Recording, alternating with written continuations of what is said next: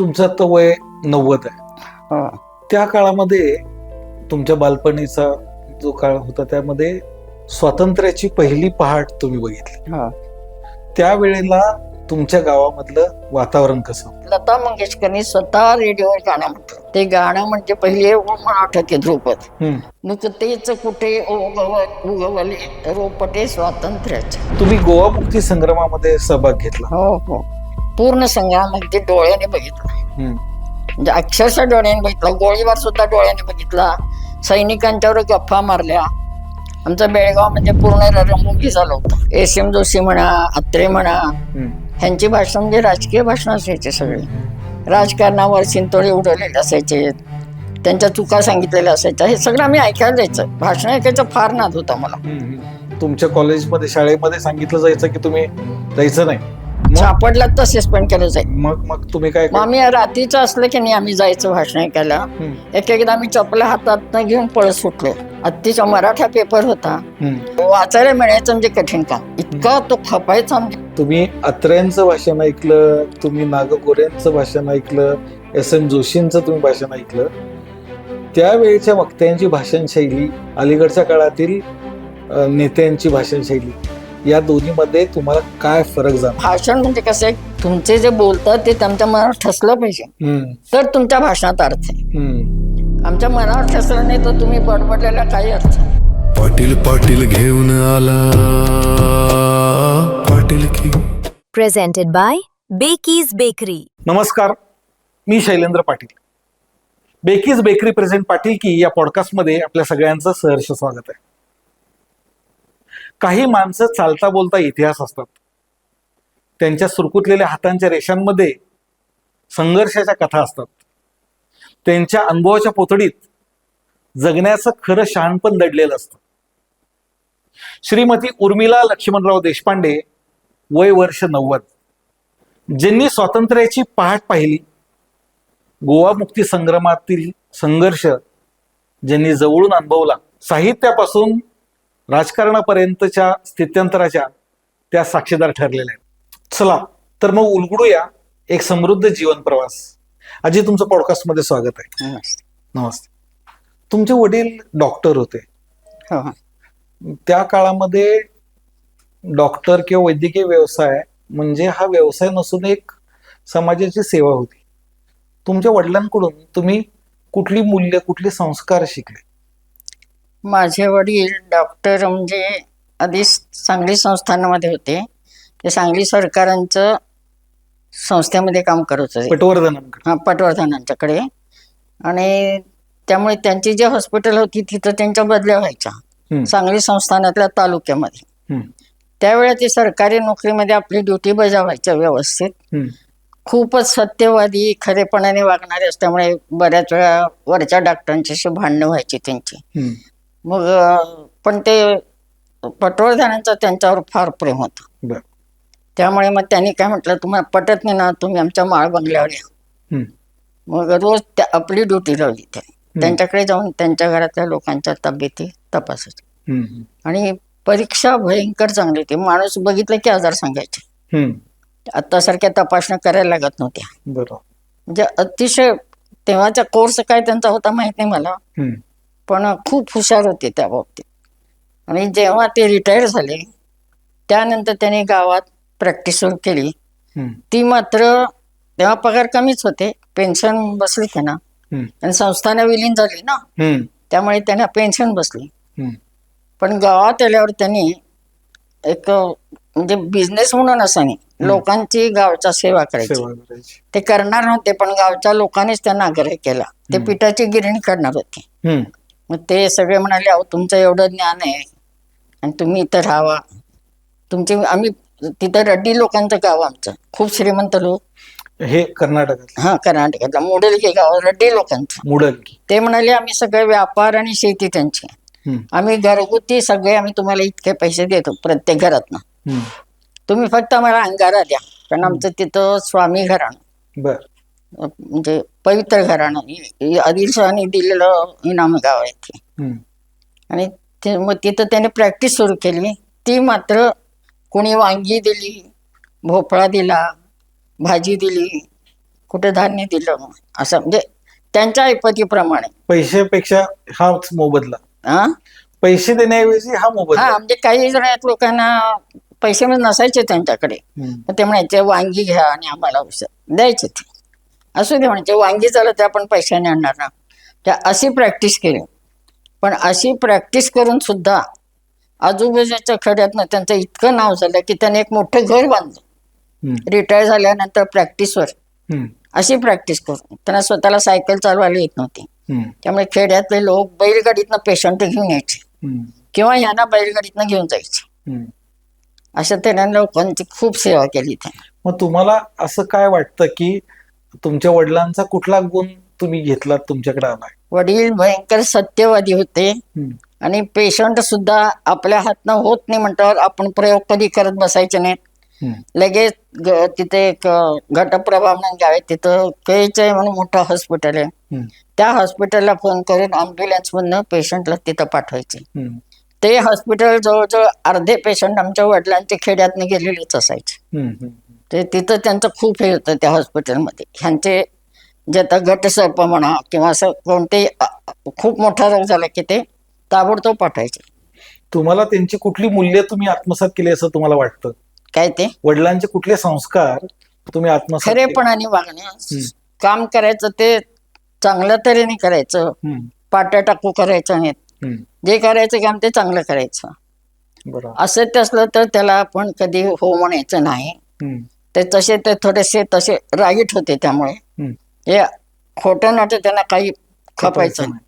त्यामुळे बऱ्याच लोकांशी त्यांचे खटके उडायचे आणि खऱ्या माणसाशी कोणाचं जास्त पटत नाही. आणि अतिशय प्रेमळ आणि पापविरू देवाला खूप मानणारे. देवाला मानायचे, सोळवळ अजिबात नव्हतं त्यांच्याकडे. जात कधी मानली नाही त्यांनी. त्यांचा अगदी जीवश कंठस्थ मित्र मुस्लिम होता, हाजी साहेब म्हणून, अगदी जीवलग मित्र. जात कधीच मानायचे नाही. आणि हॉस्पिटल जेव्हा स्वतः प्रॅक्टिस सुरू केली तेव्हा बाहेर कोनाड्यात सोळवळ असायचं, गुरुचरित्र वाचायचे. पण सिरियस पेशंट आला ना तर गुरुचरित्र ठेवणार आणि आधी पेशंट बघणार, परत आंघोळ करणार, परत गुरुचरित्र वाचतो. हे करायचं देवाचं, पण सेवेपेक्षा देव जास्त मानायचे नाहीत ते. सेवा हे महत्वाचं. अच्छा. त्या काळामध्ये तुमच्या बालपणीचा जो काळ होता त्यामध्ये त्यावेळेला जातीची बंधनं खूप होती. तर या वातावरणामध्ये तुमचं बालपण कसं गेलं? खरं सांगू का, जातीयता मला आत्ताच जास्त वाटायला लागली. आमच्या लहानपणी एवढी जातीयता नव्हती. कडक होती म्हणजे काय, ते आपापल्या घरापुरते. आता आमच्या घरात सोळवळ होतं. आमची आजी रोज सोळ्याने जेवायची, रोज सोळ्याने स्वयंपाक असायचा, पण त्याचा परिणाम समाजावर आम्ही कधी होऊ दिला नाही. आमच्या घरात कुठल्याही जातीचा माणूस स्वयंपाकघरात येऊन बसून जेवायचा. वडिलांना आमच्या आवडायचं नाही. औषधाला माणसाली ना हरिजन लोक खाली बसायचे, त्यांनी नाही म्हणून सांगितलं खाली बसलं औषध देणार नाही. ते स्वतः हरिजन वाढायचं, हरिजनांच्या घरी चहा प्यायचे. त्याने असं कधी, त्यामुळे त्यांचे संस्कार आमच्यावर झाले. त्यामुळे आम्ही पण कधी जात मानली नाही. कधी मैत्रीण मुस्लिम आहे का हिंदू आहे की ख्रिश्चन आहे असं कधी भेदभाव म्हणजे डोक्यात कधी आलाच नाही. हा विषय, जात हा विषयच आला. आत्ताच आम्हाला उलट जास्त जातीयता वाटायला लागली. जातीयता नष्ट करा म्हणतात, पण जातीयता वाढलेली आहे आता. तुमच्याशी बोलताना मला मिळालेली माहिती अशी की ज्येष्ठ कवयित्री इंदिरा संत ह्या तुम्हाला शिक्षिका होत्या. त्यांच्याबद्दलची एखादी आठवण तुमच्या मनात कोरलेली अशी काही सांगता येईल का? ते इतके अवॉर्ड मिळालेले, त्या मला टीचर होता ह्याचा आधी मला अभिमान आहे भयंकर. अशा टीचरांनी आम्हाला शिकवलं, ह्याच्यातच आम्हाला खूप आनंद आहे. आणि त्यांचे संस्कार आमच्यावर खूपच झालेत, कारण त्यांचा स्वभाव शांत, गंभीर, त्यांचं कौटुंबिक जीवन सुद्धा खूप खडतर होतं. कारण संत लवकर गेले त्यांचे मिस्टर. 2 मुलगे आणि 1 मुलगी, 3 मुलांना वाढवत. एक मुलगा तुम्हाला माहित असेल, प्रसिद्ध लेखक प्रकाश संत होता, नाही वारले ते. आणि दुसरा इंजिनियर मुलगा आहे, दुसरा मुलगी लग्न वगैरे झालं. तर हा संसार सांभाळताना त्यांना पैशाची थोडी नाही म्हटलं तरी अडचण असते. त्यामुळे त्यांनी आमच्या ट्रेनिंग कॉलेजमध्ये नोकरी केली. आणि त्या आम्हाला मानसशास्त्र आणि शिक्षणशास्त्र शिकवायच्या. हम्म. मराठीत तरी अतिउत्तम होतं त्यांचं, हम्म. पण मानसशास्त्र ते इतक्या छान शिकवायच्या हम्म. की तो विषय मला इतका अजूनही आवडतो. मी तो लावलेली पुस्तकं सोडून मी इतर बाहेरची पुस्तकं वाचायची. त्या मानसशास्त्र शिकण्याचा उपयोग मला पूर्ण आत्तापर्यंत आयुष्यभर झाला. हम्म. कारण मी माणसं ओळखू शकते लवकर हम्म. मानसशास्त्रामुळे. मुलांच्यावर कसं वागायचं हे मला कळतं मानसशास्त्र शिकल्यामुळे. हम्म. आम्हाला जन्मलेल्या बाळापासून ते 14 वर्षापर्यंतच्या मुलाचं मानसशास्त्र असायचं, हम्म. म्हणजे साधारण प्रायमरी विद्यार्थीपर्यंत. पण मला आवडायचं म्हणून मी जास्तीची पुस्तकं वाचायची. फार सुंदर शिकवायच्या. हम्म. आणि त्या कविताही त्या कविता तरी भरपूर प्रसिद्ध आहेत. त्यांच्या 1-2 कवितावर मी आदर्श लेसन घेऊन दाखवलेलं संमेलनामध्ये. बर. म्हणजे पूर्वी संमेलन व्हायचं शिक्षकांचं, 100-200 शिक्षक असायचे हम्म. आणि तिथं एक आदर्श लेसन घेऊन दाखवायचा कोणीतरी. हम्म. तसे मी 2 लेसन घेऊन दाखवले त्यांच्या कवितावर. हम्म. एक घाल घाल पिंगा वाऱ्या माझ्या परसात, हम्म. ह्या कवितेचं लेसन मी 4थीवर घेतला होता. हम्म. आणि अहो मी मिठाई वाला हवे कुणाचं काय काय बोला, हा मराठी 2रीवर लेसन होता, आदर्श पाठ. आणि फारच सुंदर झाले ते लेसन. हे सगळ्या शिक्षकांनी पण खूप कौतुक केलं. तेव्हा काय माझं वय फार नव्हतं, 19 वगैरे वर्षाचं. ट्रेनिंगला म्हणजे नोकरी लागल्या. हम्म. त्यांच्या त्या कवितामुळे. त्यानंतर त्यांना जरा मध्ये मध्ये आजारपण पण असायचं जरा. माझ्या घराच्या जवळच त्या एकदा ऍडमिट झाल्या त्या हॉस्पिटलमध्ये. हम्म. मग त्यांची सेवा करायला मला मिळालं. अरे वा. त्यांना चहा पाणी देणं, उकळी पाणी नेऊन देणं, हम्म. त्यांच्या सोबतीला बसणं, हम्म. अशी थोडी सेवा मला त्यांची करायला मिळाली. तुम्ही लायब्रेरियन म्हणून सेवा केली, सर्व्हिस केली. पुस्तकांमुळं आपलं आयुष्य समृद्ध झालं असं तुम्हाला वाटतं का? कसं समृद्ध? मला सांगू का, मला शिक्षण संपायच्या आधीपासूनच मला वाचनाच्या आवड. म्हणजे काय, मी केर काढत असताना कागद पडला तरी तो वाचत बसायचे. हम्म. त्यामुळे खूप शिवाय खायची. ती केरसुणी मी तिथंच आणि तो कागद घेऊन बसायचे. हम्म. अशी थोडी लहानपणापासूनच आवड होती. हम्म. त्यानंतर जेव्हा मला नोकरी लागली तेव्हा शाळेची लायब्ररी सांभाळायचं काम मी घेतलं. हम्म. म्हणजे लायब्ररी म्हणजे असे लायब्ररीयन नव्हते मी, हम्म. पण मला आवड होती म्हणून मी ते काम घेतलं. अच्छा. मग सरकारी ग्रँट मिळायची. हम्म. ती ग्रँट घेऊन त्या ग्रँटमधनं आपली पुस्तकं निवड करायची, हम्म. पुस्तकं आणायची, हम्म. त्याचं रजिस्टर बनवायचं, ती व्यवस्थित लावायची नंबरवार. असं बरीच पुस्तकं. लहान म्हटलं ते मला वाटते 1,500-2,000 हजार पुस्तकांच्या शाळेत होती. हम्म. आणि त्यात असं असायचं की शिक्षकासाठी जे मोठी पुस्तकं इतकी, सरकारी नियम होता ना, आमची सरकारी शाळा होती, हम्म. लहान मुलांच्यासाठी इतकी पुस्तकं घ्या, जे पहिलीच्या मुलाला सुद्धा वाचायला पाहिजे, मोठ्या अक्षराची इतकी, लहान अक्षराची, असे सगळे ते मृत्युंजयपर्यंत. हम्म. आणि काही कादंबऱ्या अशा असतात की तो लेखक आधीच जाहीर करतो, हम्म. अमुक दिवसात मी इतक्या रुपयात कादंबऱ्या विकणार आहे. हम्म. ते ऐकलं की मी आधी जाऊन पैसे भरायचे. सवलतीमध्ये. मृत्युंजय सारखी कादंबरी मी 15 रुपयाला घेतलेली आहे. हम्म. म्हणजे ते लेखक जेव्हा जाहीर करतात तेव्हा आपण पैसे भरायचे. हम्म. जे ती 200-400 रुपयाची कादंबरी आपल्याला 15-20 रुपयात मिळते. हम्म. अशा कादंबऱ्या आम्ही घेतल्या. आणि त्या वाचन तरी भरपूरच आहे माझं, भरपूर वाचन केलं. आत्ता अजूनही करते पण कमी झाले आता. पण वाचनामुळे काय होतं सांगू का, हम्म. वाचनामुळे आपल्याला जी विचार करण्याची जी ताकद आहे हम्म. त्याचं वृद्धी होते, त्याचं म्हणजे खूप त्याच्यात वाढ होते. हम्म. आपण सगळ्या बाजूनी विचार करतो. हम्म. जसा लेखक सगळ्या बाजूनी लिहित असतो, हम्म. त्याच्या बरोबरीने आपण त्याच्या ह्याच्यातनच आपण विचार, म्हणजे आपल्याला एक दुसऱ्याचं दुःख समजून घ्यायचं, दुसऱ्याच्या आनंदात आनंद मानायचा, दुसऱ्याच्या दुःखात दुःख मानायचं, दुसऱ्याला मदत करे, हे जे एक विचारसरणी आहे ना, ती वाचनामुळे वाढते. हम्म. आत्ताच्या मुलांना वाचायला अजिबात आवडत नाही. हम्म.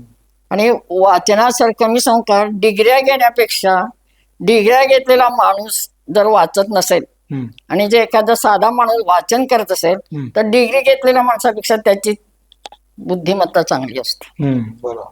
जे वाचनाचा परिणाम फार मोठा आहे. हम्म. तुम्ही डिग्र्या तुमच्या नुसत्या कपाटात, पण तुम्हाला वाचनाची आवड नसेल आणि तुमचं त्याच्यामुळे ज्ञान वाढतच नाही, वाचनामुळे ज्ञानात भर पडत राहते.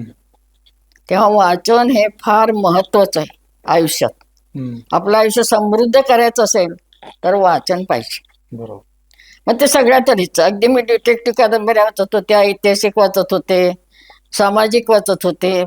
पूर्वीचे इतके लेखक चांगले होते, वि स खांडेकर, मामा वरेरकर, हो, सुमती क्षेत्रमाडे, सगळ्यांची पुस्तकं वाचलेली, सगळ्या लेखकांची.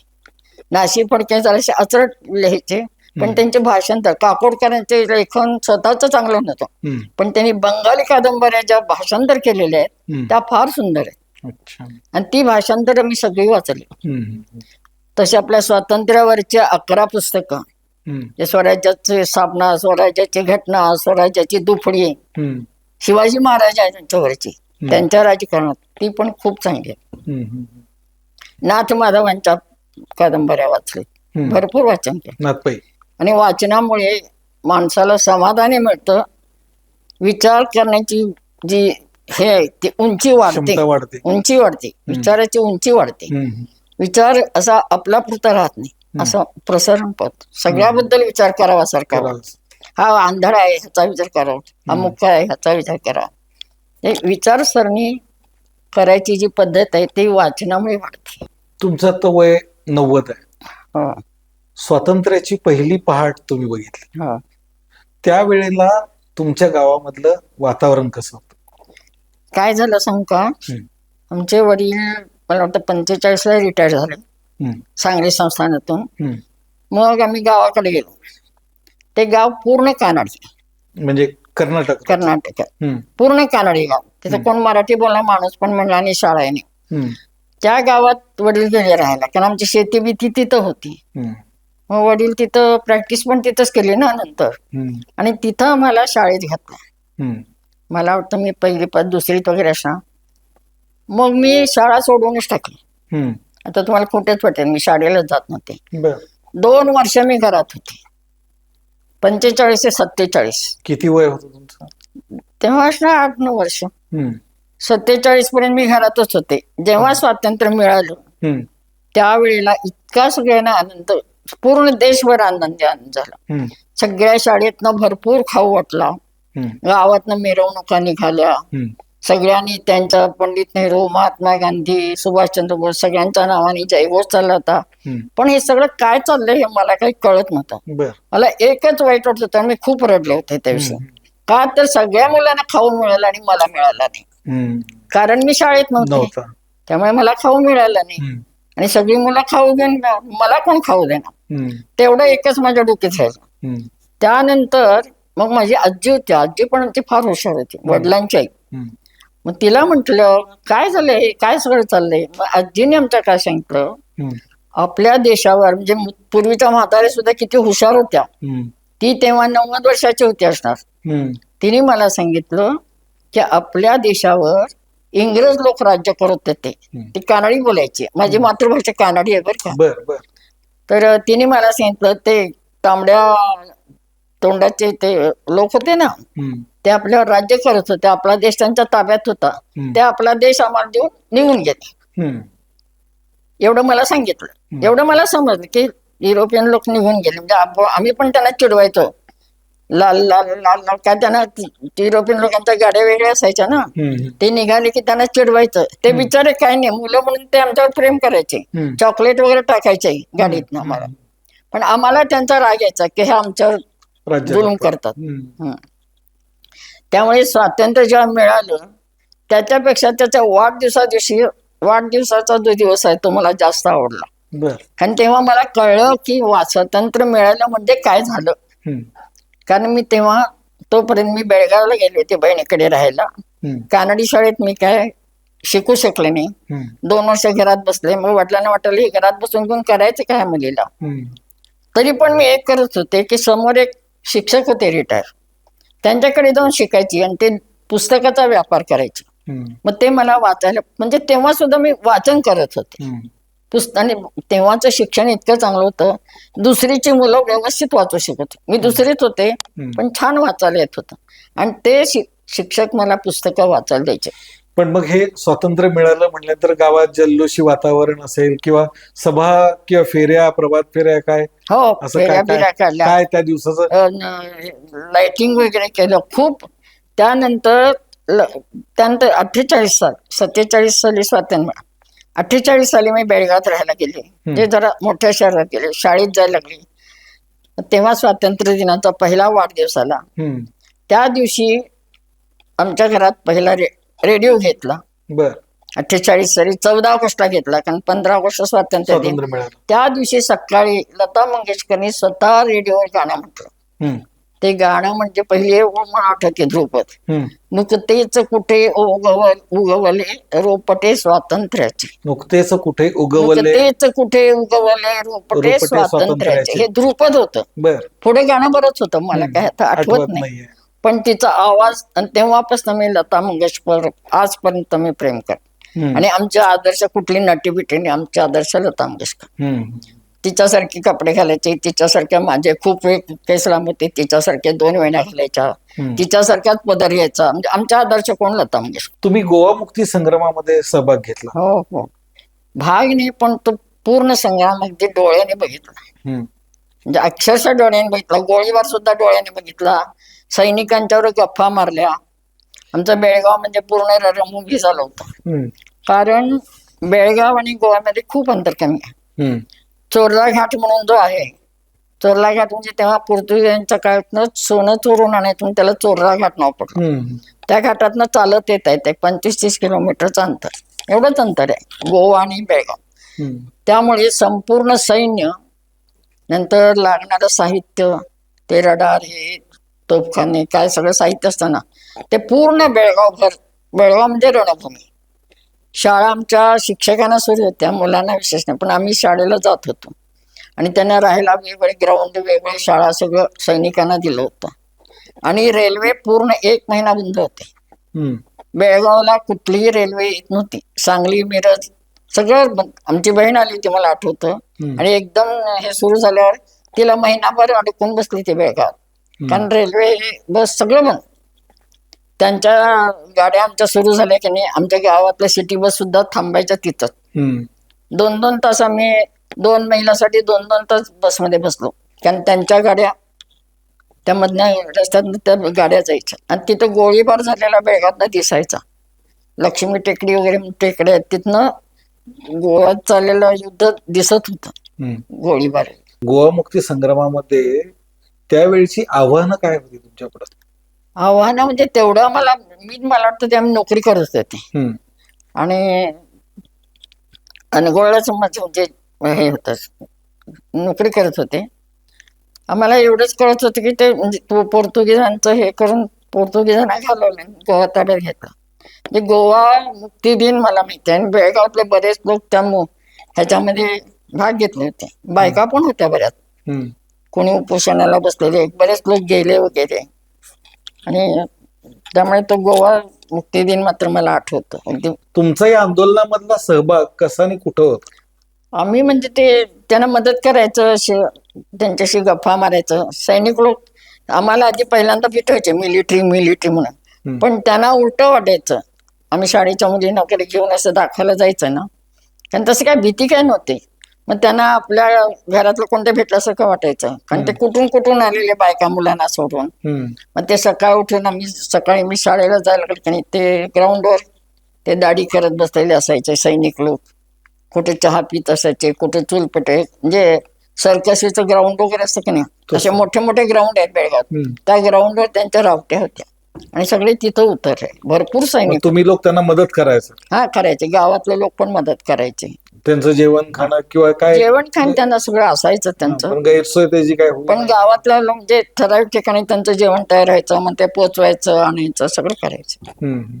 तुम्हाला नोकरीमुळं उघडपणे अशी मदत करता येत होती? तसं काय आम्हाला तसं बंधन नव्हतं. फक्त आम्हाला बंधन केव्हा सुरू झालं, अत्रेंच्या भाषणानंतर आम्हाला बंधन सुरू केलं. म्हणजे संयुक्त महाराष्ट्र चळवळीत? म्हणजे नाही, त्यांची आम्ही भाषणं ऐकायला जायचो ना, तेव्हा आम्हाला थोडं शिक्षकांना बंधन घातलं की नाही जायचं भाषण ऐकायला. कुठल्या भाषणात? कुठल्या म्हणजे आमच्या सरकारनेच आम्हाला बंधन घातलं. आमच्या मी स्कूल बोर्ड मध्ये म्हणजे आमचं निम सरकारी. नाही नाही, पण अत्र्यांची भाषणं ही संयुक्त महाराष्ट्राच्या चळवळीत किंवा हा, राजकीय भाषण असायची ना त्यांची. हम्म, एस.एम. जोशी म्हणा, अत्रे म्हणा, हम्म, ह्यांची भाषण म्हणजे राजकीय भाषण असायचे सगळे. राजकारणावर चिंतोळे उडवलेले असायचे, त्यांच्या चुका सांगितलेल्या असायच्या. हे सगळं आम्ही ऐकायला जायचं. भाषण ऐकायचा फार नाद होता मला. हम्म. आणि आमच्या मिश्रणात पूर्ण ते राजकारणीच होता माणूस तो. त्यांना कादंबरी वगैरे वाचायला आवडायचे. मग तुम्हाला तुमच्या कॉलेजमध्ये शाळेमध्ये सांगितलं जायचं की तुम्ही जायचं नाही? हा, नाही, आम्हाला नोकर लोकांना. हो, नोकरच की. हा, म्हणजे तुम्हाला सस्पेंड केलं जाईल, हा, मग सापडला तर सस्पेंड केलं जाईल. मग मग तुम्ही काय मग आम्ही रात्रीचं असलं की नाही आम्ही जायचं भाषण ऐकायला. हम्म. एक एकदा आम्ही चपला हातात घेऊन पळत सुटलो, कोणीतरी कोणतरी ओळखीचं दिसलं दिसतंय तर. म्हणून. किंवा एक एकदा दगडफेक पण व्हायची अत्र्यांच्या ह्याच्यावर. हम्म, मग तेव्हा आम्ही चपला घेऊन मग कुठं आलोय कळायचं नाही. बेळगाव तसं काय लहान नाही, खूप मोठं आमचं गाव असून आम्हाला समजायचं नाही की आम्ही कुठं आलोय अंधारात. हम्म. मग आम्ही विचार करून ठरवायचं आणि मग रस्ते काढून आम्ही घरी यायचो. मला मला कळलं- भाषणाला जायचं. पण मग अत्र्यांच्या भाषणावरती का बंदी? अत्रे खूप ह्यानी बोलायचं, स्पष्ट वक्ते होते ना ते. काय, पण विषय काय असायचा त्यांचा? विषय महाराष्ट्र, कर्नाटक, हे राजकारण, म्हणजे हा तुमचा कोणत्याही विषयावर बोलायचे ते. सीमावाद होता आणि का? दर 5 मिनिटांनी टाळ्या वाजल्याच पाहिजे. सीमावादावरती होतं का? हा, सीमावाद होता. आणि त्यांच्यावर काय होतं, बेळगावला आले ना की बेळगावर त्यांचं फार प्रेम. त्यांच्या बेळगावात भरपूर मित्र पण होते. तुम्ही त्यांचं करेचं पाणी पुस्तकं वाचलं असाल. मी परवा त्यांचा 12वा भाग वाचला. त्या मुलींनी त्यांचा पूर्ण केला. हम्म, मीनाकी काय तिचं नाव आठवत नाही मला. हम्म, तो राहिलेला भाग तिने पूर्ण केला. हम्म. ते गेले तोपर्यंत. तर त्याच्यात तरी पूर्ण बेळगाव म्हणजे बेळगाव आहे 12व्या भागात. इतके त्यांचं बेळगाव प्रेम. ते भाषण करायला यायचे, त्यांच्यावर केस व्हायचे. त्या केससाठी कोर्टात यायचे, परत कोर्टातली केस संपून रात्री भाषण करायचे, परत ते केस घालून घेऊनच परत यायचे. नवीन. काय म्हणजे बेळगाव, कारवार, निपाणी ही महाराष्ट्रातली मराठी बहुल जी शहरं आहेत. आम्ही असं, मी पण जायची. म्हणजे तेव्हा अजून मी नोकरी करत नव्हते. मी सकाळी 6 वाजता फेरीला जायची. बेळगाव, बिदर, निपाणी, सरकट महाराष्ट्र झालाच पाहिजे वगैरे घोषणा द्यायच्या, फेरी घालायची, सगळं करायचं. हम्म, मग तेव्हा मला काय म्हणायचं, एकदा ह्याने विचारलेलं, कोणी अत्रेनेच विचारलेलं, हम्म, तुम्ही सगळे झालाच पाहिजे का म्हणता, हम्म, असं कोणीतरी विचारलं अत्रेना. हे काय प्रकार आहे, झालाच पाहिजे का? हम्म. मग त्यांनी इतके 1 सेकंदात काय सांगितलं, चव्हाण मधलं च काढलं तर काय होतं, हम्म. वाद होते. हा. इतकं ते हजरजबाबी होते ना की त्यांना 1 सेकंद पण लागायचा नाही उत्तर द्यायला. हम्म, हम्म, पेपरमध्ये आरत्या वगैरे यायच्या गणपतीच्या, विडंबन काव्य असो, हम्म. सगळं विडंबन काव्य. अत्रेंच. आरती सुद्धा राजकारणावरच असणार गणपतीची. हम्म, आत्तीचा मराठा पेपर होता, हम्म, तो वाचायला मिळायचं म्हणजे कठीण काम. इतका तो खपायचा म्हणजे काय, त्याला तरुण भारत एक तर प्रसिद्धच होता तेव्हापासून, आणि अत्रेंचा मराठी फार सुंदर पेपर. हम्म, आणि आम्हाला आणि आताची मुलं पेपर कुठे तुडवून जातात. आम्ही पेपर आता सुद्धा पेपर आले की मी चहा प्यायच्या आधी मी पेपरचं हेडिंग वाचून मग चहा पिते. बरं. ते सवय लागलेली आहेत आम्हाला त्या. बेळगाव मध्ये राहत असताना नाग गोरे, अत्रे, हा, एस.एम. जोशी यांची भाषण ऐकली. सगळ्यांच्या गोष्टी त्यांच्या भाषणाची शैली पण तुम्हाला आठवत असतील. अत्रे भाषण करतात, फारच सुंदर. एक त्यांचा आणि नाथ माधव नाही, नाथपै. नाथपै हे जागतिक योग संघांचे अध्यक्ष होते. म्हणजे केवढ्या मोठ्या उपाधीवर होते, जागतिक. आणि काय भाषण करायचे. मी त्याकडेच येतो की अर्थात ते इंग्लिशमध्ये जास्त भाषण करायचे. मी त्याकडेच परत एकदा येतो की ह्या सगळ्या मान्यवरांची भाषणं तुम्ही ऐकली. मी पंडित नेहरूंचं भाषण ऐकलंय, इंदिरा गांधींचं भाषण ऐकले. पंडित नेहरूंचं कुठं ऐकलं? जेव्हा स्वातंत्र्य मिळालं ऑगस्टला, त्यानंतर 2-4 महिन्यातच ते बेळगावला आले. बर. ते बेळगावला आले तर तो सोहळा बघण्यासारखा होता. मिरज, कोल्हापूर, कुठून पुन्हा सगळीकडनं लोक येते, कारण पहिल्यांदा ते बेळगावला आले. आणि त्यावेळेला लोकांनी कुठली तिकीट काढली नाहीत. गाडीवर खालीवर लोक बसले होते. गाडीचे म्हणजे गाडी दिसतच नव्हती, माणसंच टपावर लोक, खाली लोक, आणि ते एक रेसगोस ग्राउंड म्हणून मोठा ग्राउंड आहे हम्म. बेळगावला. त्या ग्राउंडवर रात्री झोपून होते लोक, सकाळी नाही घेऊन असतात. आणि मी होते तेव्हा मला वाटतं 10-12 वर्षाचे वगैरे असणार, 47 सालच होतं. हम्म. तर आम्ही सगळ्यांनी दुर्बिणी खरेदी केलेल्या, बर. कारण एवढ्या जवळ. आणि ते खूप त्यांनी हे व्यवस्था चांगली केली होती. हम्म. आले होते नेहरू, तर त्याने असे मध्ये मध्ये बांबू घातलेले, हम्म. इथं ह्याने बसायचं, इथं ह्याने. हम्म. कुठले लोक ऐकतात हम्म. बांबू तो. आणि नेहरूंचं भाषण सुरू झालं, काय रे नेहरू दिसायचे, हम्म. अप्रतिम दिसायचे. आणि बोलणे तरी काय, आवाज म्हणजे काय, लाऊडस्पीकरची गरजच नाही. हम्म. तर मला आठवते, मी पण गेले होते त्या भाषणाला पहाटे उठून. हम्म. आणि आले नेहरू, पळतच चढले ते स्टेजवर, हम्म. भाषण सुरू केलं. लोक ऐकायला नाही, त्या बांधलेले हे सगळं तोडून हम्म. घुसायला लागले. मग पोलीस लाठीमार करायला लागले. भाषण करता करता जोरात ओरडले, लाठीमार बंद करो. हम्म. इतक्या जोरात ओरडले की लाठ्या तिथल्या तिथं थांबल्या, लोक तिथल्या तिथं थांबले. हम्म. कुणी हे लाठी मारायचे नाही माणसाला, हम्म. सगळे येऊ देत म्हणाले, कुठे यायचे, सगळे शांतपणाने येतील. मी सांगतो सगळ्यांना हिंदी सांगतोय की मी कुठेही जाणार नाही, मी तुमच्यासाठी चाललेलो आहे. तुम्ही शांतपणाने बसून घ्या, शांतपणाने या दंगा. लोक सुई पडली तर आवाज येईल इतके शांत बसले हम्म. त्या नेहरूंच्या एका वाक्याने. हम्म. आणि पूर्ण भाषण शांतपणाने ऐकलं. तसंच इंदिरा गांधीचं पण. हम्म.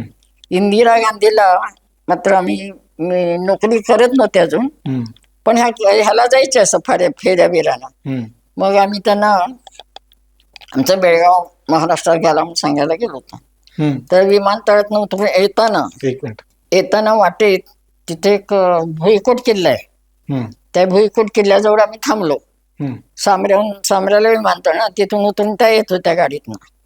आणि आमच्या तिथल्या आशा पोद्दार म्हणून निवडून आलेल्या एक बाई होत्या, आशा पोद्दार. तर म्हणजे तुम्ही त्यावेळी इंदिरा गांधी आल्या, तो जो काळ तुम्ही सांगताय तो सेवा दलात तुम्ही त्यावेळेला काम करत होता? हा, सेवा दलात काम करत होता? सेवा दलात असं नाही, हम्म.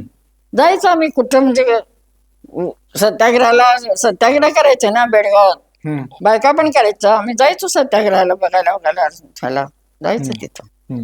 मग ते त्या येताना आम्ही सगळ्यांनी काळे रिबिनी बांधलेले बांधल्या होत्या. आणि त्यांना द्यायला लेटर घेतलेलं. कशासाठी रिबिदी बांधल्या? म्हणजे कसं दिसेल?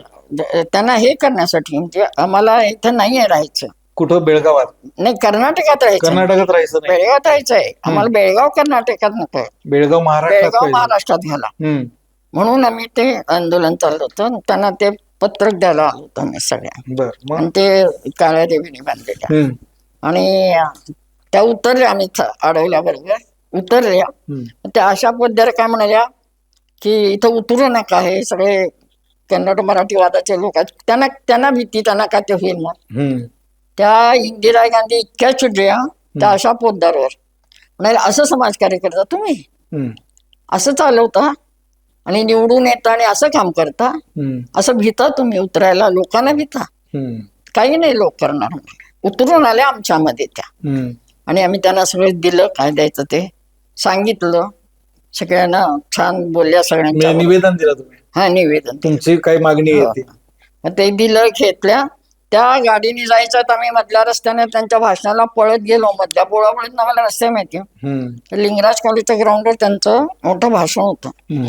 आणि आमच्या बाजूच्या इंदुमती कुलकर्णी म्हणून होत्या. बर. तेव्हा शहापूरला एक रेशमी साड्या तयार होतात, हम्म. तर जांभळ्या रंगाची सुंदर रेशमी साडी त्यांना आम्ही दिली. इंदिरा गांधी? त्याने चढून त्यांना कुंकू लावून ती साडी दिली. हम्म. त्यानंतर 1 वर्षाने फिरोज गांधी गेले, हम्म. वारले. अजूनही तो आठवते आम्हाला सगळं. हम्म. आणि त्यांना खूप आनंद झाला. ती साडी नेसूनच यायच्या त्या. हम्म. त्याच्या आधी मी त्यांना फ्रॉक मध्ये बघितलंय, ड्रेस मध्ये बघितलंय. थिएटर मध्ये हे दाखवायचे ना, फिल्म इंडियन न्यूज दाखवायचे ना, ते इंडियन न्यूज मध्ये मी त्यांना स्कर्ट घातलेलं बघितलं, म्हणजे फॉरेन मध्ये शिकत असताना. नंतर ड्रेस मध्ये गांधी गेले तेव्हा त्या गांधींच्या प्रेताच्या बाजूला बसून तिथं वारा घालत होत्या, आठवते मला. आम्ही सगळं इंडियन न्यूज मध्ये बघितलं. तेव्हा काय टीव्ही नव्हता, पण आम्हाला ह्या सगळ्यात रस असायचा. ते गांधी मेले तेव्हा तुम्हाला खोटं वाटले, अक्षरशः लोक रडले म्हणजे रडले. हम्म.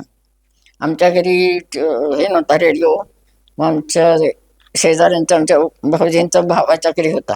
हम्म. आम्ही सगळे तिथं सगळं जेवण खाण सोडून तिथं त्यांची प्रेत यात्रा म्हणजे न्यूज मध्ये ऐकत बसत होतो. हम्म. आता कुठं पोचलेत, कोण कोण आले, प्रेत यात्रेचं वर्णन प्रेत ऐकायचं यात्रा रेडिओ. त्यांचं प्रेत हे होईपर्यंत आम्ही कोणी जेवलो नव्हतो, आठवते मला. हम्म. नंतर नंतर इंडियन न्यूज याला वेळ लागतो ना, हम्म. पण त्या दिवशी पूर्ण दिवस आम्ही बसून होतो तिथे. हम्म. ते नेत्याबद्दल जे प्रेम आहे ना, हम्म. आत्ताचे नेते नुसते खाओ बा. आता आपण बाबा असं पेपर बघितलं की काय नावालाच नाही ते. अगदी मी खरं ते सांगते, मला असं मोदींचं सुद्धा भाषण ऐकवत नाही. हम्म. म्हणजे असं रडकथा बोलल्यासारखं वाटतं. म्हणजे भाषण म्हणजे कसं आहे, तुमचं हे पाहिजे ना काहीतरी, हम्म. तुमचे जे बोलतात ते तुमच्या मनावर ठसलं पाहिजे, हम्म. तर तुमच्या भाषणात अर्थ आहे. हम्म. आमच्या मनावर ठसलं नाही तर तुम्ही बडबडलेला काही अर्थ नाही. मी तोच तुम्हाला प्रश्न विचारायचा प्रयत्न करतोय की तुम्ही अत्र्यांचं भाषण ऐकलं, तुम्ही नागगोऱ्यांचं भाषण ऐकलं, SM जोशींचं तुम्ही भाषण ऐकलं, त्यावेळेच्या वक्त्यांची भाषण शैली आणि अलीकडच्या तुम्ही टीव्हीवरती रोज बघताय अलीकडच्या काळातील नेत्यांची भाषण शैली, या दोन्हीमध्ये तुम्हाला काय फरक जाणवतोय? पूर्वीचे जे भाषण करायचे ना, त्यांच्यात ते आतून बोलायचं, आत्मीयता असायची, हम्म. जे खरं खरं बोलायचे ते. आणि आत्ताचे नुसतं नाटके असतं. हम्म. अगदी मोदीपासून सगळे सांगते मी. हम्म. मला मोदी तर अजिबात आवडत नाही, मी खरं ते सांगते. हम्म. मी कधी आयुष्यात ह्याला मत दिलं नव्हतं भाजपला. आयुष्यात पहिल्यांदा मला वाटलं की बघूया एकदा आपण देऊन हम्म. करेल काहीतरी. हम्म. म्हणून त्या एकदाच सुरुवातीला ते जेव्हा निवडून आल्या त्या एकाच वर्षी मी भाजपला मत दिलं बर. आणि ते निवडून आले. मी म्हटलं लोक म्हणजे ह्याचं संपलं आता. ही सगळी म्हणजे मोदी म्हणजे काय, गुजराती व्यापारी लोक, हम्म. ते तुमच्यावर सत्ताच गाजवणार. हम्म. हे लोकशाही संपली. त्या दिवशीच मी आमच्या बाळूला म्हटलं संपली लोकशाही. म्हटलं आता का बरं तुम्हाला असं वाटलं? वाटलं मला माहिती आहे ना, त्या लोकांचा स्वभाव काय असतो तो माहिती आहे आपल्याला. हम्म. गुजराती लोक जे आहेत त्यांचा स्वभाव ते व्यापारातले आहेत ना, त्याच्यात ते पुढे आलेले आहेत. हम्म. त्यांना लोकांची देणं घेणं नाही. हम्म. त्यांना व्यापार, जगाशी आपण किती पुढे यावं, जगातलं काय काय आपल्या देशात असावं, जनतेशी जनतेच्या दुःख सुखदुःखाशी त्यांचं काही देणं घेणं नाही. हम्म. तुम्ही उपाशी मरा, हे तडपडून मरा, कसे मरा, हे सगळा जो आहे तो सगळा देखावा आहे. हम्म. काय कुणाला काय मिळतंय सांगा तुम्ही, दाखवा ह्या मुलाला ह्या माणसाला असं असं मिळालंय. हम्म. एक माणूस आणून दाखवायचं हम्म. नाही. ते टीव्हीवर सुद्धा जे जाहिरात दाखवतात ते सुद्धा पैसे घेऊन बोलतात हम्म. की आम्हाला आता मोदीने असं दिलं, सगळं पैसे देऊन बोलतात. हम्म. खरं काही नसतं.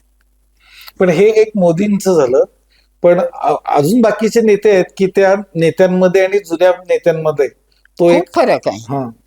आत्ताचे नेते जे आहेत ना, नेते म्हणण्यापेक्षा आता एकूण सगळी जनताच फक्त स्वार्थ हम्म. स्वार्थ आहे. हम्म. शेतकऱ्याने जीव दिले काय, त्याने मेले काय, त्यांना काही फरक पडत नाही. नाही तर मग शेतकऱ्यांच्या घराघरात निरनिराळ्या योजना करतात, पैसे मंजूर करतात, त्यातले पैसे किती योजनेला जातात आणि किती ह्यांच्या खिशात जातात देव जाणे. हम्म. त्याशिवाय 1 वर्षात 2 वर्षात तेवढे श्रीमंत कसे करतात? हम्म. ते परत निवडणुकीला उभं राहायचे, त्यांचं पण दुप्पट झालेलं असतं. होय. आणि ते काय करतात, कुठे राहायला जातात तेवढा पैसा मिळा, काही नाही, ह्यातलं खाऊन खाऊन. हम्म. म्हणजे जनतेबद्दल काही हे नाही. आत्मीयता राहील. तसं पूर्वी नव्हतं. हम्म. पूर्वी प्रत्येक घरातल्या माणसाबद्दल त्यांना माहिती असायची. हम्म. साधं तर ठाकूर हम्म. बाबूराव ठाकूरना गल्ली गावाच्या प्रत्येकाची माहिती असायची. तरुण भारतचे संस्थापक तरुण भारतचे किरण ठाकूरचे वडील. हा. काही कुणाला प्रसंग आला तर धावत ठाकूरांच्याकडे ठाकूर हजर मदतीसाठी. आवाज तरी, भाषण सुंदर करायचे ते पण. त्यांची पण भाषणं मी खूप ऐकलेत. हम्म. आणि त्यांना लाऊडस्पीकरची गरजच नाही, बर. असा आवाज. हम्म. त्या गल्लीच्या टोकाला उभारून की ह्या गल्लीला ऐकू यायचं. हम्म. लुईस म्हणून एक इन्स्पेक्टर आला होता बेळगावला दिलेला. Lewis British. लुईसला नेमलेलं बेळगावला पोलीस खात्यात मेन म्हणून. हम्म. कारण आम्ही दंगा फार करायचो ना, सत्याग्रह वगैरे. हम्म. तो इतका वाईट होता ना, भयंकर वाईट होता. हम्म. मग तो रस्त्याला तुम्ही दिसला की नाही पकडायचं आणि गाडीत घालायचं. हम्म. पायरीवर असं तर नाही. मी सापडले एकदा त्याच्यात. हम्म. मी सापडले आणि त्यांनी ठाकूरने तिथनं ओरडले प्रेसकडनं, हम्म. लुईस आला. त्याच्या बोटाचा आवाज यायचा. त्याच्यावर अनेक 10-15 लोक असायचे. त्या बोटांचा आवाज यायचा. बुटांचा. बूट हम्म. पळत यायचा तो. तर तिथनं त्यांनी ओरडले, लुईस आला, आत चला म्हणून. मी दमादेवीच्या देवळात जाऊन बसलेले, मला अजून आठवण आहे. हम्म. म्हणजे लुईस आला बाहेर रोडवर दिसलं की नाही झालं. म्हणजे मी ते महाराष्ट्र कर्नाटकसाठी दंगा करायचा ना, म्हणून पकडायचा. हम्म. शेवटी त्यांनी खूप त्याच्या डोळ्यात मिरची पूड घातली, हे केलं, काय काय करून त्या लुईसला पळवलं एकदा बर. गावच्या लोकांनी, आजूबाजूच्या. तुम्ही मगाशी सांगत होता की त्यावेळेचं राजकारणी आणि आत्ताचे राजकारणी, तर आता जी राजकीय घसरण सुरू आहे याच्याबद्दल तुम्ही काय सांगाल? राजकारणी जे आहेत ना, ते सगळे भ्रष्टाचारीच आहेत. हम्म. त्यामुळे भ्रष्टाचारामध्ये राजकारण काय राज्य काय चांगलं चालणार ना? हम्म. चालणारच नाही ना. काय सुधारणा उगीच नावालाच कागदावरच असतात सगळे. हम्म. तेव्हा तसं नव्हतं. एक ठरलं की नाही ते व्हायचं सगळं व्यवस्थित आणि व्यवस्थित व्हायचं. तर मुंबईलाच बघा, इकडे पूल बांधत असतात, पूल म्हणा किंवा हे, इकडं पुढं बांधून व्हायचं, त्यानं मागं पडत राहतं. मागं पडत. म्हणजे असं बांधकाम सगळ्यात भेसळ. रस्ते करतात ते कधी चांगले होत नाही. दरवर्षी काय रस्ते करावे लागतात. एकदा चांगले केले तर, आता इंग्रजांनी बांधलेला तो सांगलीचा पूल, कृष्णावर बांधलेला, किती वर्ष झाली, किती वर्ष झाली बघा. अरविंद पूल अजूनही कसा आहे तो? का त्यांची बांधकामं चांगली राहतात. बेळगाव मध्ये कोर्ट, लिंगराज कॉलेज, बऱ्याच इमारती इंग्रजांनी बांधलेल्या आहेत. बेळगावमध्ये खूप इंग्रजांनी बांधलेले आहे. आणि ते बांधकाम असं आहे ना की अजूनही त्याला असं हे भोग पडलेलं नाही कुठं, असं बांधकाम. पण ते काय चांगलं होतं आणि तुमचं काय राहत नाही चांगलं? प्रश्न आहे ना. ते त्यांनी चांगल्या तऱ्हेनं कोर्ट ते बघण्यासारखं असं उंचच्या उंच ह्या मेल्यासारख्या मेल्यात. पण ही जी नीतिमत्ता ढासळते ही बदलेल किंवा थांबेल असं वाटतं? कठीण वाटते थांबायचं. कसं थांबणार? कोण थांबवणार? वरचाच माणूस करत असल्यावर कोण थांबवणार? खालचे करत असले वरच्याने थांबवायला पाहिजे. पण वरचाच जर करत असला तर खालच्यानं काय? तसंच होणार सगळं. ती प्रजाच तशीच तयार होणार, आता पिढी तशीच तयार होणार. आम्ही आई बाप जर 24 तास मोबाईल घेऊन बसलो तर आमची मुलं तेच करणार ना. ती कशाला पुस्तकं वाचतील? नाही वाचत. त्यांना वाटतं आई बाप करतात ते. मी आता आमच्या मुलांना सांगते, अरे वाचन आम्ही मोबाईल मधनं वाचतो. अरे पण का डोळ्यांना त्रास येतो असं करून? एवढं छान पुस्तक घेऊन वाचा की. तुम्ही सेवा दलामध्ये काम करत होता किंवा ह्या आंदोलनामध्ये जात होता, मात्र तुमचे मिस्टर हे त्यावेळच्या जनसंघाचं काम करत होते. जनसंघाचे प्रचारकच होते. म्हणजे एकाच कुटुंबामध्ये एकत्र राहून सुद्धा तुमच्या दोघांच्या वैचारिकता वेगवेगळी होती, दोघांचे विचार वेगळे होते. तुम्ही त्यांच्या विचारांशी कसं मॅच केलं? काय सांगू का, प्रत्येक पक्षात काही चांगले गुण पण असतात, तसं संघामध्ये खूप चांगले गुण पण आहेत. निश्चित. ते गुण कोणते? तर वाहून म्हणजे झोकून देणं. दुसरं शिस्त. दोन गोष्टी घेण्यासारख्या आहेत. आणि आमचे मिस्टर म्हणजे प्रचारक असल्यामुळे वाजपेयी बंचाबरोबर पण गेलेले आहेत ते. त्यांच्याबरोबर ते जायचे, म्हणजे प्रचाराला त्यांच्या सभेला जायचे. नंतर त्यांचं वर्षात एकदा संचलन म्हणून असतं कुठल्या ते. तसे तो बाळू आमचा लहान होता, मला आठवते, दुसरी चिरंजीव, त्याला येऊन गेलेले ते संचलनाला. अहो म्हणजे त्याला काय नाही, म्हणजे शिस्त, विचाराची म्हणजे स्वतंत्र तऱ्हेने विचार करण्याची जी हे सवय, ह्या सगळ्या गोष्टी त्यांच्यामुळे मुलांच्या मध्ये आल्या. त्यांच्यामुळे. आणि ती सगळी शिस्त त्यांच्या जनसंघात असण्याचा वाईट परिणाम काही झाला नाही. उलट मुलं स्वतंत्र विचार करायला लागले की आई ह्या विचाराचे, बाबा ह्या विचाराचे, मी ह्या दोन्हीत चांगलं काय आहे हे ते शोधायला शिकले मुलं पहिले लहानपणापासूनच. जे आई म्हणते हे बरोबर आहे की बाबा म्हणतात हे बरोबर आहे. ते आमचं बोलणं ऐकायचं ना मुले. आम्ही भांडणं कधी करायचं नाही. फक्त एकदा मला कोण आठवत नाही, गिरी का कोणतरी हे झाले, राष्ट्रपती कोणतरी झाले. व्ही गिरी. हं. ते मला वाटतं खालच्या जातीचे होते. बर. मग तेव्हा ह्याने पण म्हटलं आता कसं काय तुम्ही असं करता म्हटलं. हम्म. तुमचं त्यांचं त्यांचं मला गुण काय आवडायचं नाही, संकुचित फार. हम्म. त्यांच्या सभा बिभा मिटिंगा चालायच्या ना, ते चपलाचे जोड दिसले की ओळखायचं की ह्यांची तिथं मिटिंग चालली. हम्म. इतकं गुपचूप म्हणजे चोरून हम्म. तर तुम्ही प्रसार करा ना, सगळ्यामध्ये या ना. नाही हे ते शेवटपर्यंत गुण, ते गांधींना मारण्यापर्यंत तेच गुण होते त्यांचे. हम्म. गांधींना मारताना सुद्धा त्यांचे कट चाललेले होते, हम्म. ते असे गुप्तच. हम्म. ते काय एकदम जाऊन गांधींना गोळ्या घेता नाहीत ते. नाही. कितीतरी वर्षानुवर्ष ते कट चालला होता. कसा घालायचा, 2-3दा फसलेत ते.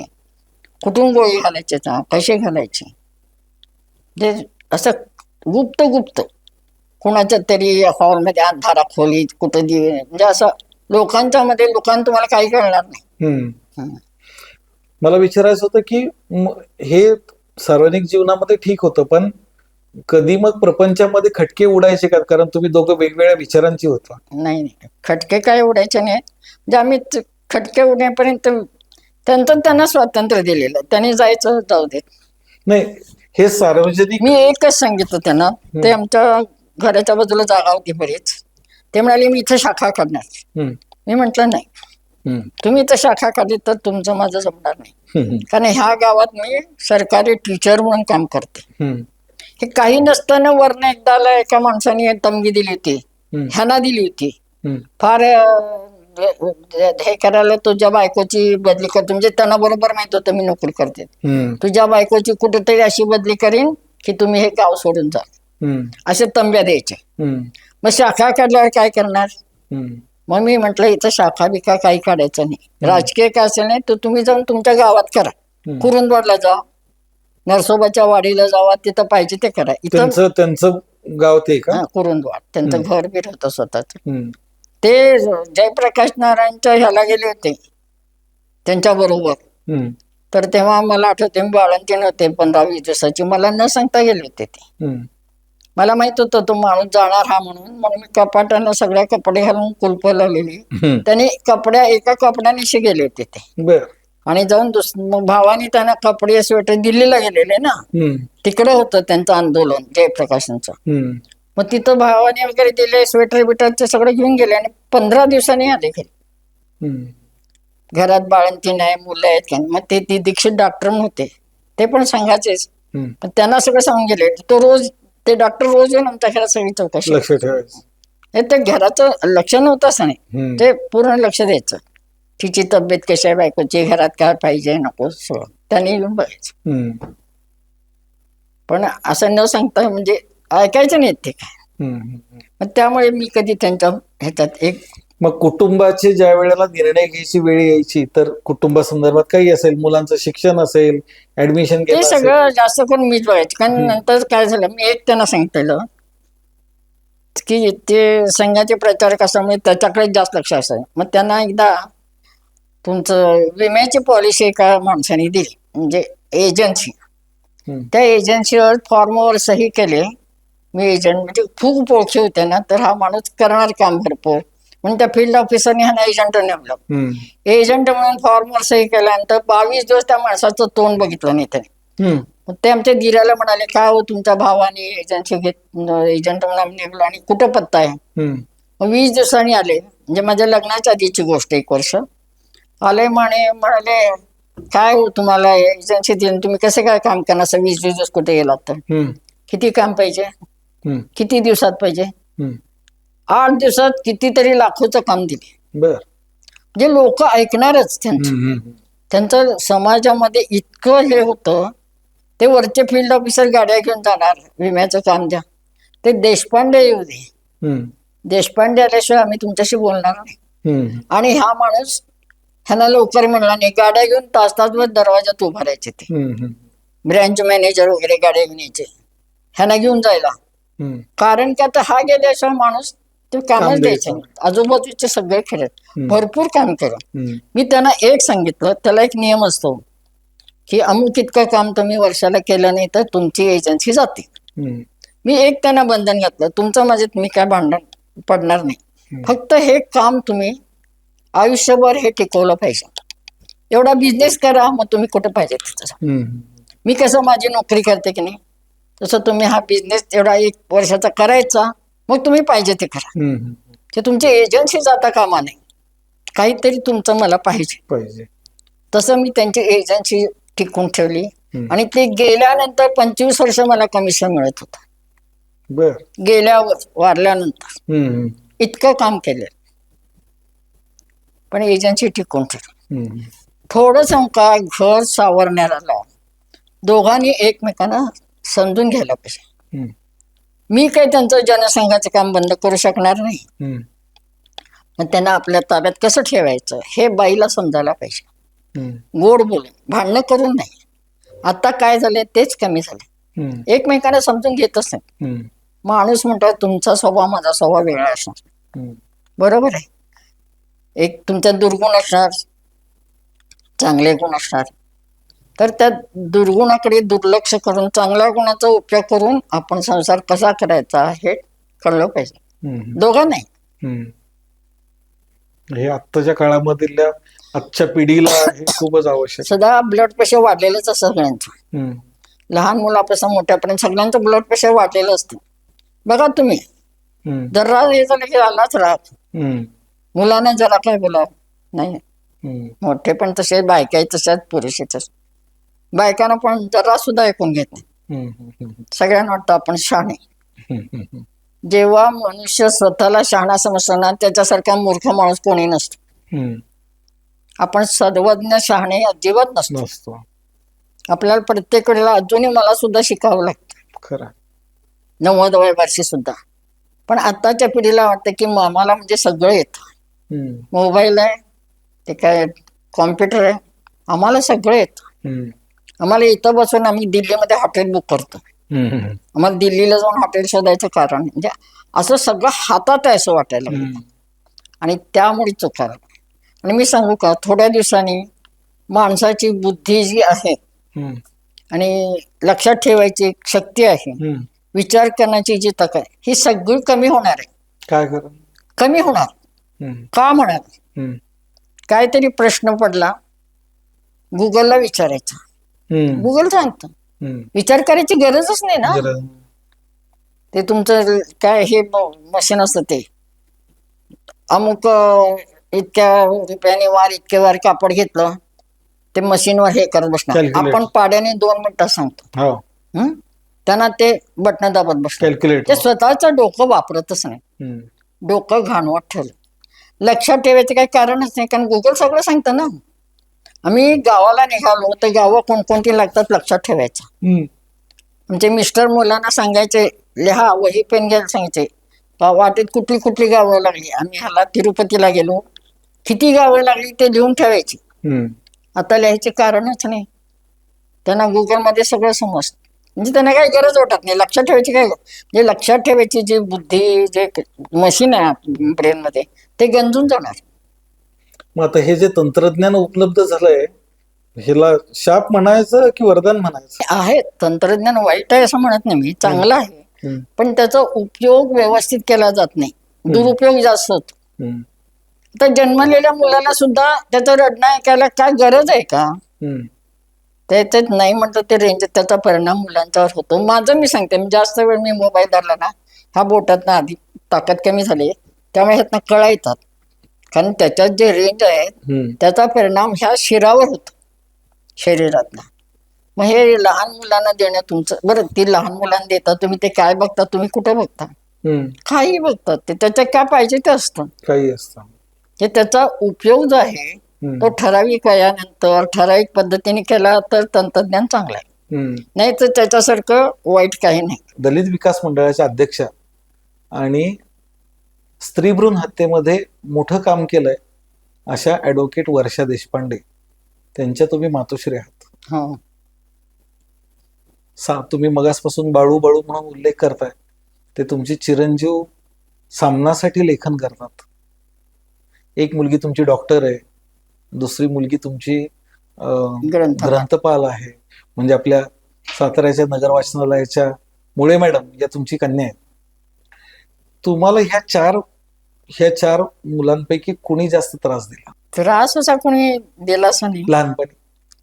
तेच की लहानपणी काही त्रास दिला नाही. हम्म.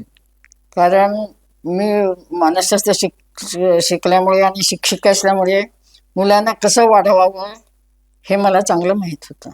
मी 4 मुलं मला होऊन मी कुठल्याही मुलाला एकदाही मी हात म्हणजे मुलांनाही आठवत नाही की आपल्याला कधी आईने चापट दिले, हम्म. कधीही हात लावला नाही, कधीही मारलं नाही.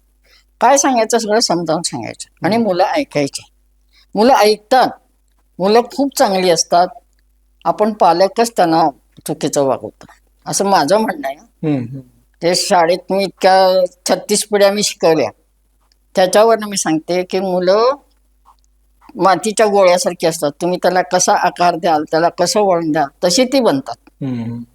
अगदी खाण्यापासून तुम्ही लहानपणी त्यांना खूप खायची सवय लागली की तीच लागते, बाहेरचं खायची सवय लागली की तीच बरं लागतं.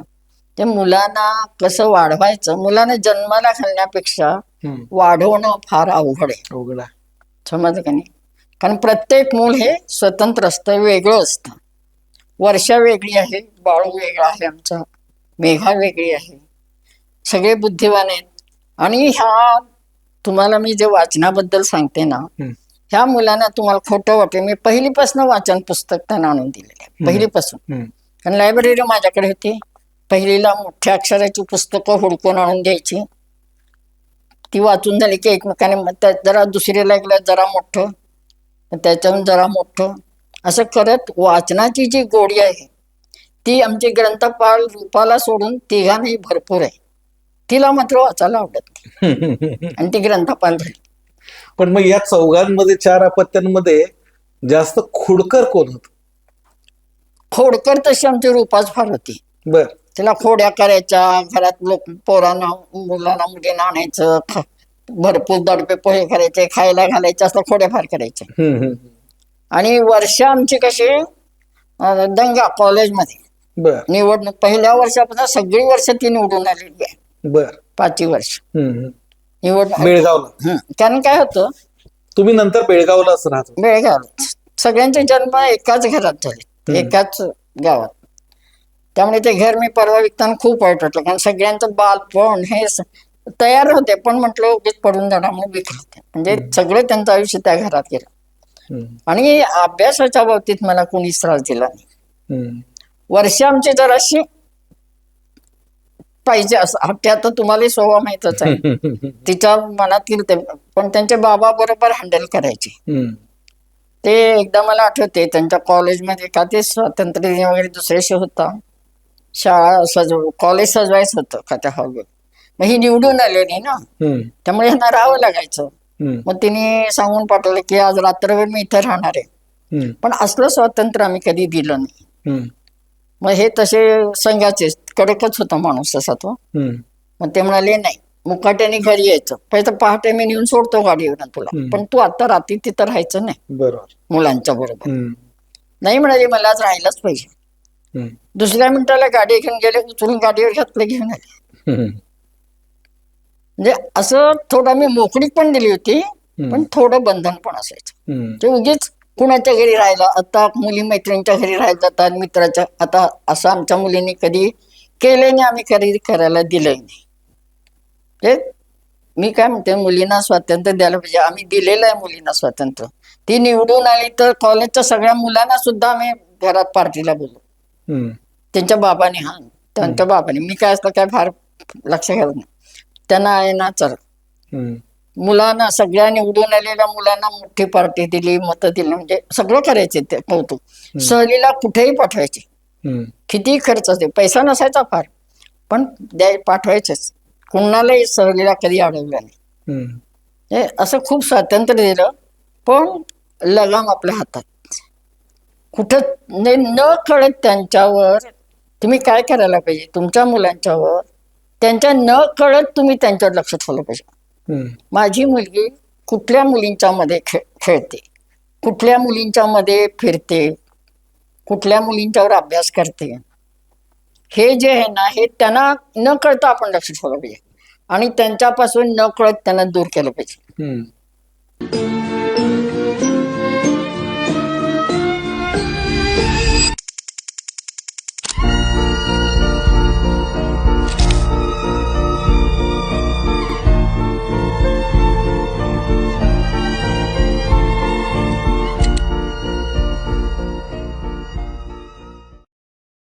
तुमच्या या चारही अपत्यांमध्ये बहुत करून आंतरजातीय विवाह झालेले आहेत. आंतरजातीय विवाह झालेले आहेत. हा. तुम्ही याकडं कसं बघता? मी खरं सांगू का, मी जात कधीच मानली नाही, वडीलही मानत नव्हते, त्यामुळे तेच संस्कार आमच्यावर, आम्ही पण कधी जात मानली नाही. पण जात जरी मानली नाही तर वर्षाच्या बाबतीत, वर्षाचं लग्न कसं झालं तर एक कुठं ते एक मासिक वाचायचं आणली होती, त्या मासिक मध्ये संजीवनी जाहिरात दिली होती बर की आपल्याला एक कशी मुलगी हवी आहे, असं काय ते एक जाहिरात दिली होती. बर आणि ह्या मुली किती 21 वर्षाच्या मुली मैत्रिणी बसून वाचत असताना ते जाहिरात वाचल्या. मग सगळ्यांनी मिळून त्याला एक पत्र घातलं. बर मला वाचून दाखवलं पत्र घातलं, सगळ्यांनी मिळून घातलेलं. आणि पत्र घातल्यावर हे आले. जाहिरात काय होती? म्हणजे मला कोणत्या पद्धतीची मुलगी पाहिजे, म्हणजे समाजकार्य करणारी, एक तिने तरी मिळवावं किंवा मी तरी मिळवावा, दोघांनी मिळवायचं नाही असं काय ते होतं, मला इतकं आठवत नाही आता. पण आणि हुंडा बिंडा काही नाही, आई वडिलांनी काही द्यायचं नाही, काही घ्यायचं नाही, लग्न साधेपणाने करायचं, रजिस्टर, थाटवीट काही नाही, देणं किती सालातली हे गोष्ट आहे? त्यांची तत्व होती तेव्हा. किती सालातली गोष्ट आहे हा, ही? किती सालातली गोष्ट आहे? 87. जे हे गेले 87 ला, लगेचच थोड्या दिवसांनी. मला काय वाटायला लागलं की मी मनस्थिती माझी बरोबर नव्हती अचानक गेल्यामुळे. मला वाटायला की आमच्या इथं पुरुष नाही, मुलं लहान आहेत, ह्याचा फायदा कोणती हा माणूस घेतोय, अशी माझी कल्पना झाली. कशावर आपण त्याला चांगलं म्हणायचं. मग ते आले बिले, मग म्हंटल आले, आधी त्याने येतो म्हणून सांगितलं. मला हिने विचारलं येतो म्हणतायत काय करूया, म्हटलं येऊ नका म्हणून सांगताना, आमच्या घरी असं असं घडलेलं आहे, अजून आमचं दुःख कमी झालं नाही, तुम्ही आमच्याकडे येऊ नका.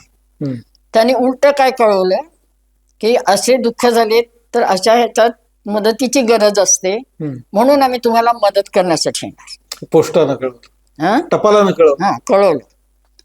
तेव्हा नागेंद्र पण होता, कोटरेश पण होता, त्यांचे तिघं ते एकत्र राहायचे.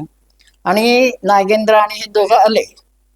आता आले म्हटल्यावर बोंडेसर आणि नागेंद्र आल्यावर स्वागत करणं ग्रहस्थाश्रमाचा हेच आहे. मग मी त्यांना आल्यावर खाण्यापिण्या केलं, सगळं केलं. मग संध्याकाळी म्हणाले आम्ही ह्याला घेऊन जातो धारवाडला, आम्हाला तिथलं हे बघायचं, युनिव्हर्सिटी बघायचं. मी म्हणतो मी वस्तीला वगैरे तुमच्यावर पाठवणार नाही, तुम्ही कोण मला काय माहिती नाही फार तुमच्याबद्दल. आलात, राहा, 4 खोल्या होत्या, झोपा, सकाळी उठून जा. मग म्हणाले असं करा, आम्ही सकाळी लवकर जातो आणि धारवाड जवळच ना, धारवाडला कर्नाटक युनिव्हर्सिटी, ती आम्हाला बघून तिथं सगळं हे बघून यायचंय, कॉलेज वगैरे खूप सुंदर आहे ना ते कॉलेज. म्हटलं हरकत, लायब्ररी वगैरे बघायची. मग घेऊन गेले, सोडलं मी त्यांच्यावरून, सोडलं, संध्याकाळी परत आणून सोडलं.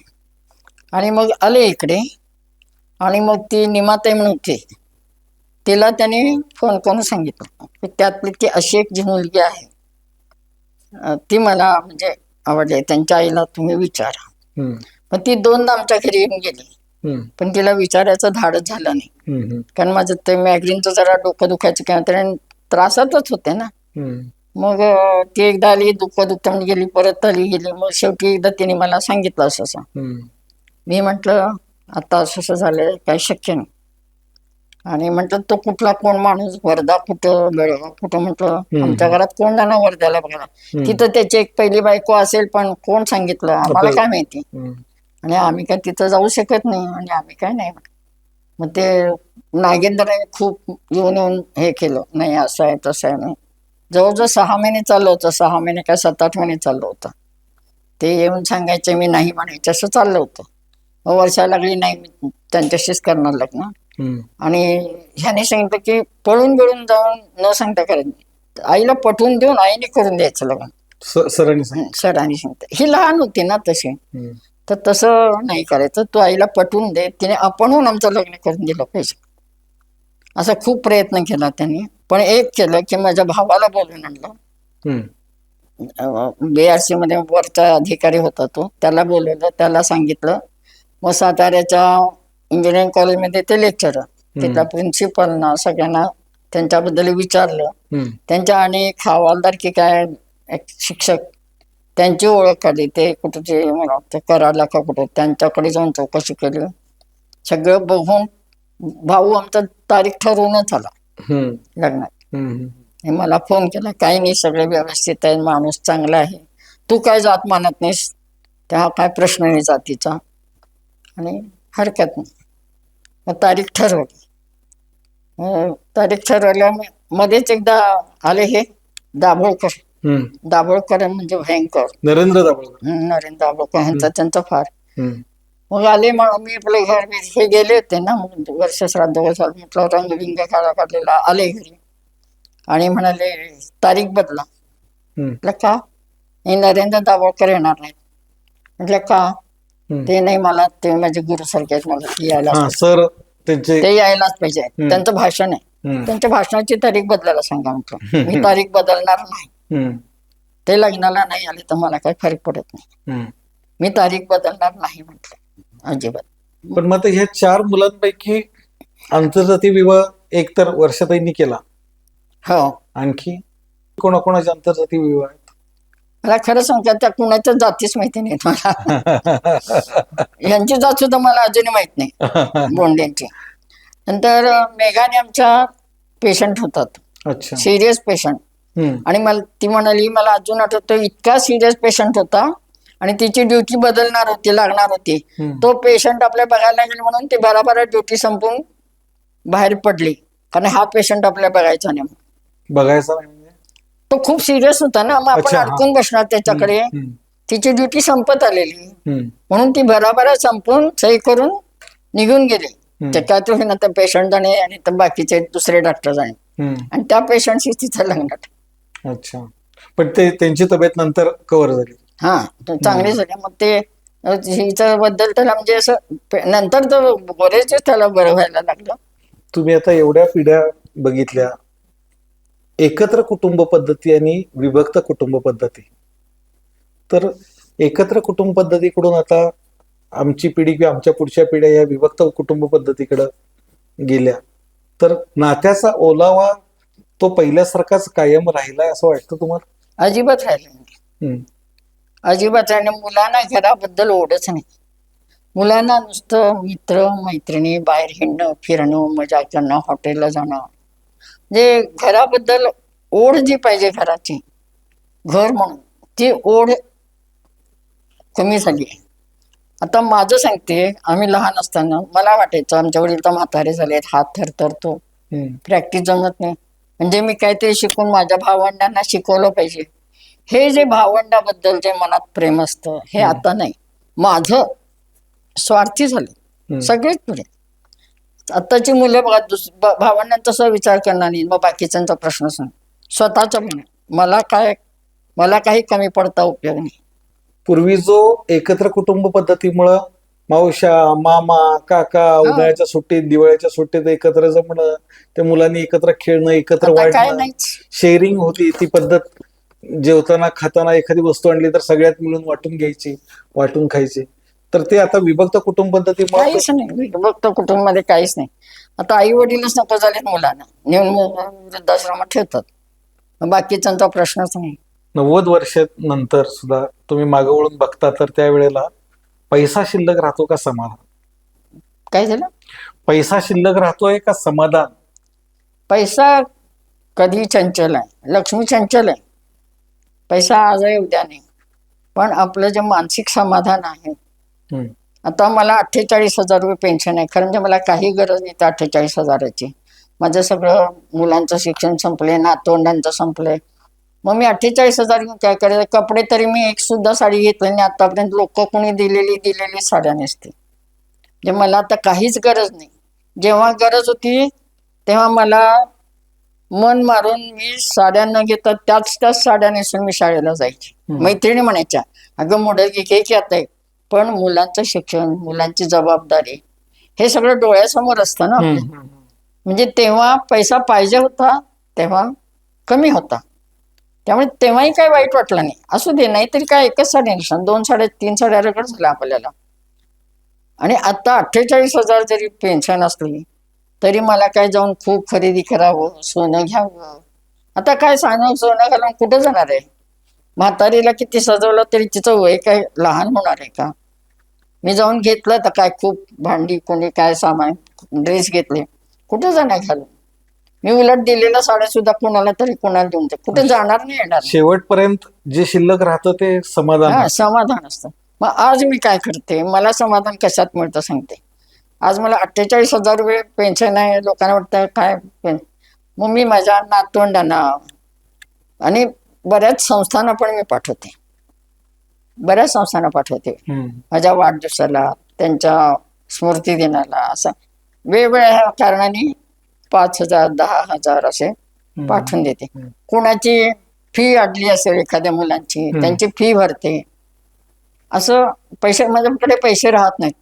मला मुळात पैसा फार आवडत नाही लहानपणापासून. पण ह्यांचे बाबा गेल्यामुळे मला नाही जबाबदारी घ्यायला लागली पैशाची. तोपर्यंत मी पैसा हातातही धरत नव्हते. माझा पगार सुद्धा आमचा नवराच काढून आणायचा बँकेतनं, आणि मलाच पैसे खर्चाला दिले, उर्मिला लावून डायरीत लिहायचे. आणि ते पैसे परत मी काय खर्च केले विचारायचे. आजच्या आजींबरोबर झालेली आजची चर्चा ह्या केवळ गप्पा नव्हत्या, तर 90 वर्षाच्या अनुभवातून आली ती एक अनुभवाची शिदोरी होती. तुम्ही आमच्यासाठी, पॉडकास्टसाठी इथं वेळ दिला, त्याबद्दल तुमचे पाटील की पॉडकास्ट आणि बेकीज बेकरी यांच्याकडून खूप खूप आभार. तुम्हाला आरोग्यपूर्ण दीर्घायुष्य लाभो ही प्रार्थना. नमस्कार. तुमचे पण मी आभार म्हणते, कारण तुम्ही माझं मन भरपूर मोकळं करायला वाव दिलात, आणि त्यामुळे मला तुम्ही समाधान म्हटलं ना, ते समाधान मला मिळालं. वा, क्या बात आहे. थँक्यू. प्रायोजक आहेत बेकीज बेकरी. त्यांनी तुमच्यासाठी एक छोटीशी भेट दिलेली आहे. हा त्यांचा काही मावा केक आहे. तुम्हाला आवडतो म्हणे मावा केक. सत्तेपेक्षा सत्याचा ध्यास म्हणजे पाटीलकी, सेवा ही मनातील आस म्हणजे पाटीलकी. ही पाटीलकी, ही पाटीलकी.